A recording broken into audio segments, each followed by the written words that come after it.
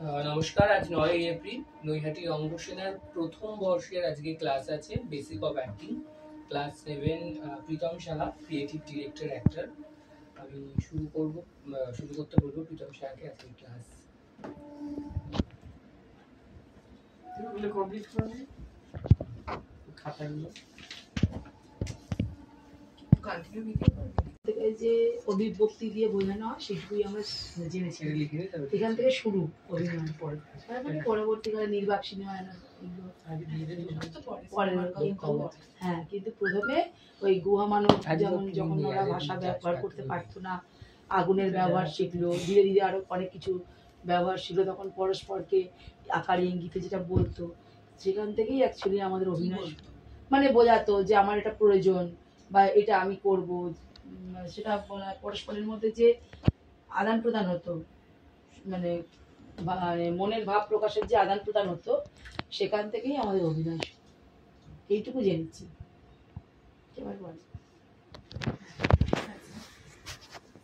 ওরা শুধু মানে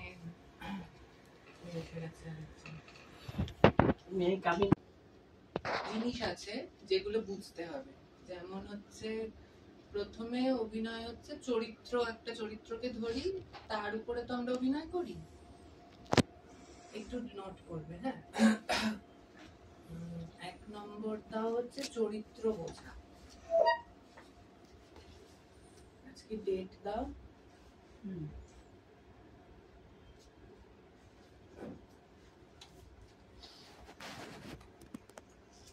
হেডিং করা হচ্ছে অভিনয়ের মূল বিষয়। দিন ধরে যা যা করেছে ছেলেরা, সেই সবগুলো ওরা দেখাতো অঙ্গভঙ্গির মাধ্যমে, যে আমরা কিভাবে একটা হরিণ ছুটছিল, কিভাবে তাকে আমরা ঘিরে ধরলাম, কিভাবে তীর চালালাম, এইভাবে ওরা মুভমেন্ট করে করে একটা কিছু তৈরি করতো, ক্রিয়েট করতো, নাটক ক্রিয়েট করতো। ওখান থেকেই থিয়েটারে শুরু হয়েছে, আর বাকিরা সবাই দেখতো, এন্টারটেইনমেন্ট হতো ওই দেখে। তো সেখান থেকে আসছে আঙ্গিক অভিনয়, সব থেকে পুরনো, অঙ্গ ছাড়া আর কিছুই নেই। তারপরে বাচিক অভিনয়। এইবারে যখন মানুষ কথা বলতে শিখলো, তখন কথা বলেই হয়ে যাচ্ছে আমার। আমি বলছি তরমুজ খাবো, ঠিক আছে, তরমুজ খাবো, কেটে এনে দিল তরমুজ। এবার আমি যদি এবার আঙ্গিক ভাবে দেখাই, এটা আমার কষ্ট বেশি।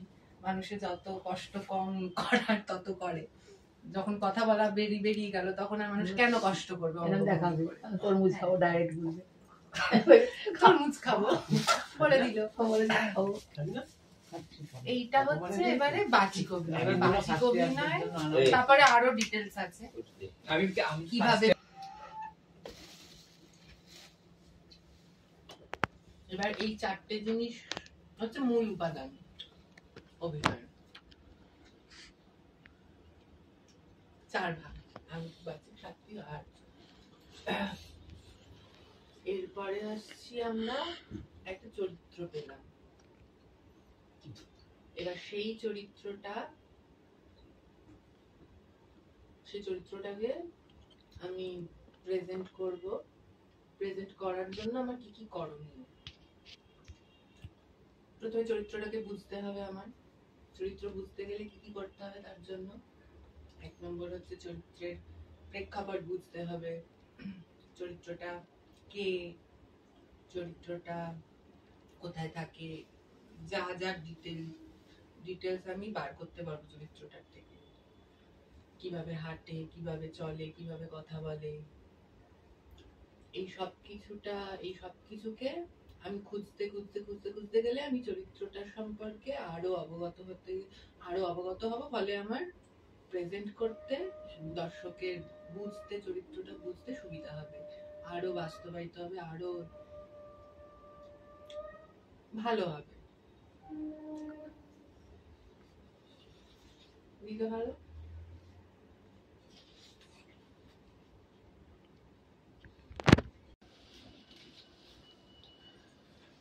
চরিত্রের আভ্যন্তরীণ কি বলবো, চরিত্রের ভেতরের জগতের সঙ্গে সংযোগ স্থাপন করতে হবে, আভ্যন্তরীণ জগতের সঙ্গে সংযোগ স্থাপন করতে হবে। মানে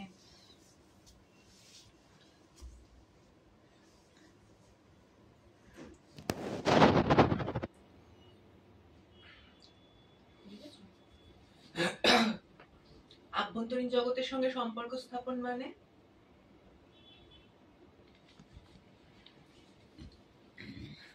মানে একদম মানে চরিত্রটার মনের সঙ্গে, চরিত্রটার মনের সঙ্গে নিজের মনের কানেক্ট করতে হবে। এরপরে লেখো চরিত্রটার শারীরিক গঠন,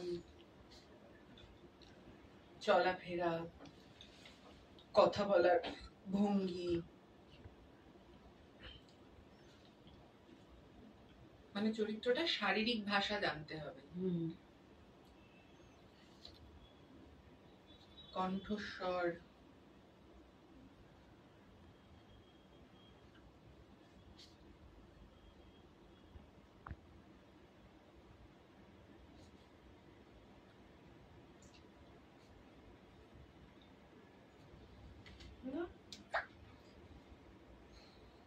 তারপরে লেখো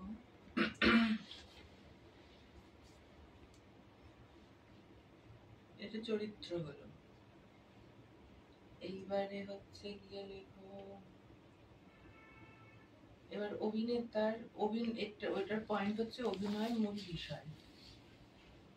মানে এইটা যেটা লিখলে এটার পয়েন্ট হচ্ছে অভিনয়ের মূল বিষয়। প্রথম যেটা লিখছিলে ওই চরিত্র বোঝা, যেটা করেছেন চরিত্র বোঝা, এর প্রথম পয়েন্ট হচ্ছে অভিনয়ের মূল বিষয়, তাই তো? এটা হচ্ছে অভিনয়ের মূল বিষয়, পয়েন্ট হচ্ছে চরিত্র বোঝা। হ্যাঁ, এটা তো অভিনয়ের মূল বিষয় লিখেছি। তাহলে 1 নম্বর পয়েন্ট হচ্ছে চরিত্র বোঝা। এবারে আরেকটা পয়েন্ট লেখা হচ্ছে স্পষ্টতা।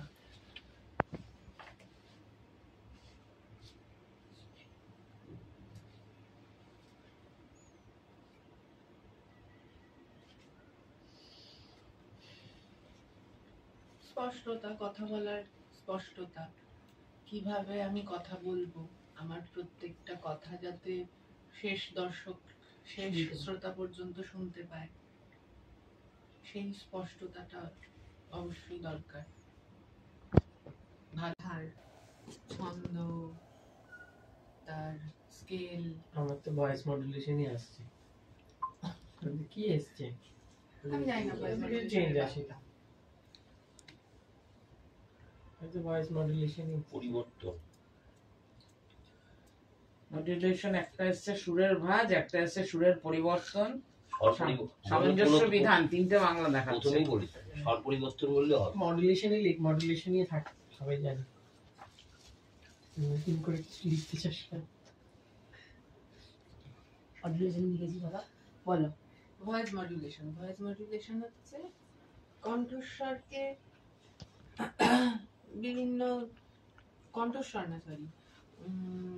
কণ্ঠস্বরের সাথে আমি যে সংলাপটা বলছি, সেই সংলাপটা বিভিন্ন ছন্দে, বিভিন্ন স্কেলে, বিভিন্ন গতিতে, চরিত্র অনুযায়ী বিভিন্ন হতে যখন যেমন পরিবর্তন, প্রেক্ষাপট অনুযায়ী, সিন অনুযায়ী বা পরিস্থিতি অনুযায়ী, যখন যেমন অনুযায়ী আর বাড়ানো কমানো বা তখন আমি সেইভাবে ব্যবহার করি। বিভিন্ন রকম ভাবে তার সেই উপস্থিত পরিস্থিতির উপরে উপস্থাপন করা।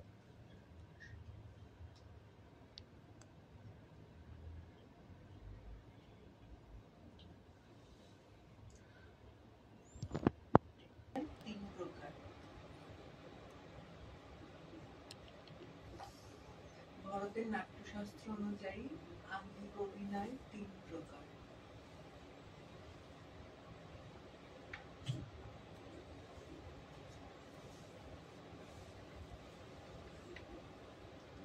আমি আসছি না প্রকৃতিতে।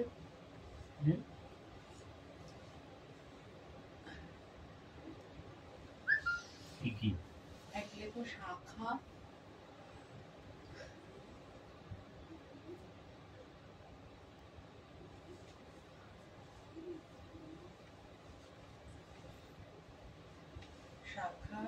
এটা হচ্ছে শাখা শাখা, তালি বসায় আবার কয় অঙ্কুর,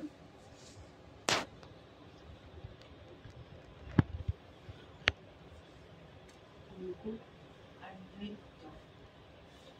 হুম? নৃত্য নৃত্য।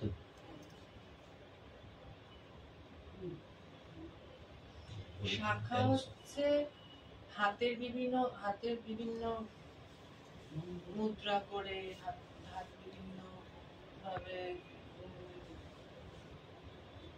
নাড়াচাড়া করে দেখানো অভিনয় করা হচ্ছে, ওটা হচ্ছে শাখা। হাতের বিভিন্ন কাজ, হাতের বিভিন্ন ভঙ্গি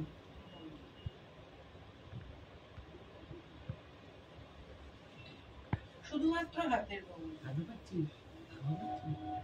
বা মুদ্রা ঠিক আছে আমরা কোনো ধারণা দিয়ে দিলাম যে তুমি একটা পাখি দেখাও, এই যে ধারণাটা দিয়ে দিলাম, একটা পাখি উড়ছে সেটা তুমি দেখাও, সেই মুদ্রা করে বা সেই হাত ভঙ্গি করে উঠছে দেখানো, এটা হচ্ছে অঙ্কুর। মানে কোনো ধারণার সাথে বা কারণের সাথে হাতের ভঙ্গি করা হচ্ছে। তাহলে যেটা শাখা, হ্যাঁ শাখা এটা হচ্ছে সেটাও তো সেই হাতেরই ভঙ্গি হচ্ছে। হ্যাঁ, কিন্তু এটা তার হাতের কোনো ভঙ্গি, কারণ থাকছে না। আর ওটা আমি ছাড়া। যা খুশি ওটা উইদাউট মানে কোনো নির্দিষ্ট কোনো ইয়ে দেখাচ্ছে কারণ না। নেই। ওইটা হাতের ভঙ্গি আর এটা হাতের ধারণ ভঙ্গি। আর এটার হচ্ছে কারণ আছে, যে আমি একটা কারণ নিয়ে হাতটাকে নাড়ছি, হাতের মুদ্রা করছি।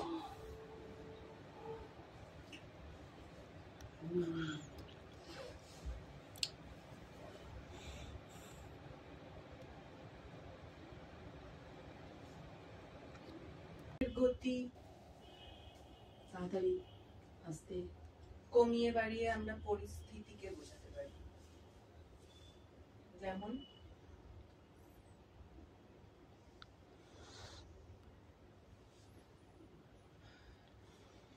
সে তাড়াতাড়ি, ধরো কেউ খুব তাড়াতাড়ি কথা বললে তার কি পরিস্থিতি বোঝা যায়?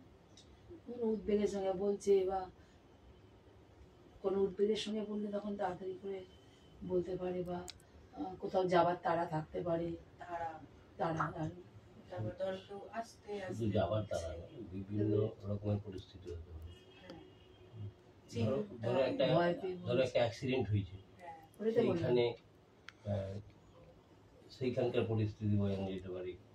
তারপরে হয়তো কেউ পালিয়ে এসছে বা দৌড়ে ছুটে এসছে, কেউ অসুস্থ হয়ে দ্রুত কোনো খবর দেবে, পৌঁছে দেবে বলে, সেই সময় আবার যদি আস্তে আবার হয়তো খুব গোপন কথা শুনে অন্য একজন শুনে নিলে তো তার মানে ক্ষতি হবে, বা শুনে নিলে তো খারাপ হবে, আবার ফিস ফিস করে বলা, এই যে এই খুব ধীর গতিতে, হ্যাঁ রিল্যাক্স মুডে মানে তাড়া নেই, মানে আমি একটা গল্প করছি বা কাউ কিছু বর্ণনা করছি, চিন্তা নেই, চিন্তা ছাড়া। বা ভূতের হয়তো মানে ভয়ানক ভীতির কথা বলা হচ্ছে, সেইখানকার গতি বলা কণ্ঠের গতি কমিয়ে বাড়িয়ে পরিস্থিতি অনুযায়ী চরিত্রের পরিস্থিতি ফুটিয়ে তোলা যায়। না আমি ডাকছি, তারপরে বলো। বলে আমি জানি। শেষ হলো আজকে আমাদের নৈহাটি রঙ্গসেনার প্রথম বর্ষের ক্লাস 10 প্রীতম সাহা।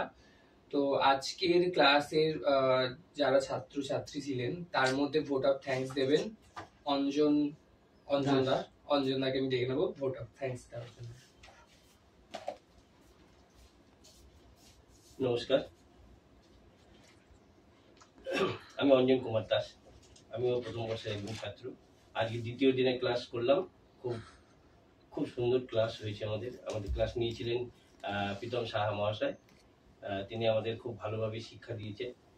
তো সেই জন্য ওনাকে খুব ধন্যবাদ এবং আমরা কৃতজ্ঞ। উনি এইভাবেই আমাদের আরো ক্লাস নিন, আরো ভালোভাবে শিক্ষা দিন এবং আমরাও শিক্ষিত হই। নমস্কার। এর পরবর্তী প্রথম বর্ষের ক্লাস হচ্ছে 2 মে, নেবে হচ্ছে শ্রী দেবব্রত ঘোষ মহাশয়, আর ওদের ক্লাসটা হচ্ছে বেসিক অফ দ্য স্ক্রিপ্ট। পরবর্তী ক্লাস 2 মে। ধন্যবাদ।